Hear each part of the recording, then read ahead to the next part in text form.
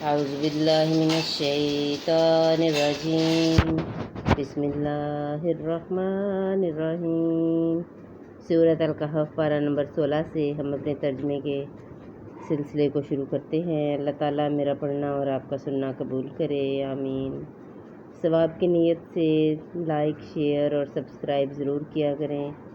اللہ تعالیٰ ہمیں قرآن پاک کی تعلیمات کے مطابق زندگی گزارنے کی توفیق عطا فرمائے، آمین۔ میں نے آپ سے نہ کہا تھا کہ آپ ہرگز میرے ساتھ نہ ٹھہر سکیں گے؟ کیا اس کے بعد میں تم سے کچھ پوچھوں؟ کہا، اس کے بعد میں تم سے کچھ پوچھوں تو میرے ساتھ نہ رہنا۔ بے شک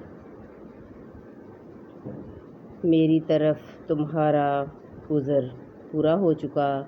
پھر دونوں چلے، یہاں تک کہ جب ایک گاؤں والوں کے پاس آئے، ان دہقانوں سے کھانا مانگا۔ انہوں نے انہیں دعوت دینی قبول نہ کی۔ پھر دونوں نے اس گاؤں میں ایک دیوار پائی کہ گرا چاہتی ہے۔ اس بندے نے اسے سیدھا کر دیا۔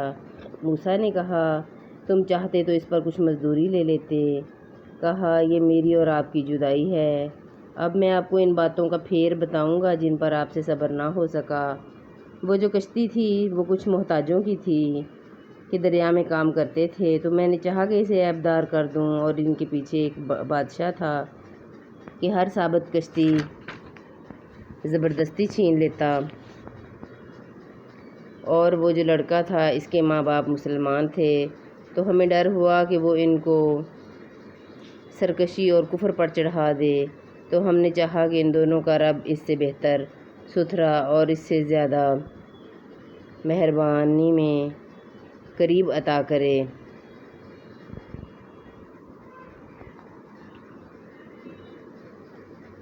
رہی وہ دیوار، وہ شہر کے 2 یتیم لڑکوں کی تھی، اور اس کے نیچے ان کا خزانہ تھا، اور ان کا باپ نیک آدمی تھا۔ تو آپ کے رب نے چاہا کہ دونوں اپنی جوانی کو پہنچیں اور اپنا خزانہ نکالیں آپ کے رب کی رحمت سے، اور یہ کچھ میں نے اپنے حکم سے نہ کیا۔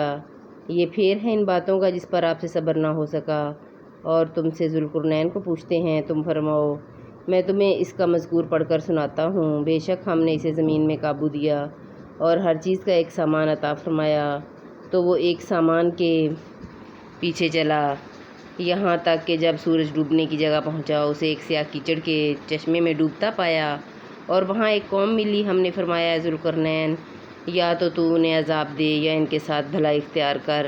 عرض کی، وہ جس نے ظلم کیا اسے تو ہم عنقریب سزا دیں گے، پھر اپنے رب کی طرف پھیرا جائے گا، وہ اسے بری مار دے گا، اور جو ایمان لایا اور نیک کام کیا تو اس کا بدلہ بھلائی ہے، اور عنقریب ہم اسے آسان کام کہیں گے۔ پھر ایک سامان کے پیچھے چلا، یہاں تک کہ جب سورج نکلنے کی جگہ پہنچا، اسے ایسی قوم پر نکلتا پایا جس کے لیے ہم نے سورج سے کوئی آڑ نہیں رکھی۔ بات یہی ہے، اور جو کچھ اس کے پاس تھا سب کو ہمارا علم محیط ہے۔ پھر ایک سامان کے پیچھے چلا، یہاں تک کہ جب 2 پہاڑوں کے بیچ پہنچا، ان سے ادھر کچھ ایسے لوگ پائے کہ کوئی بات سمجھتے معلوم نہ ہوتے تھے۔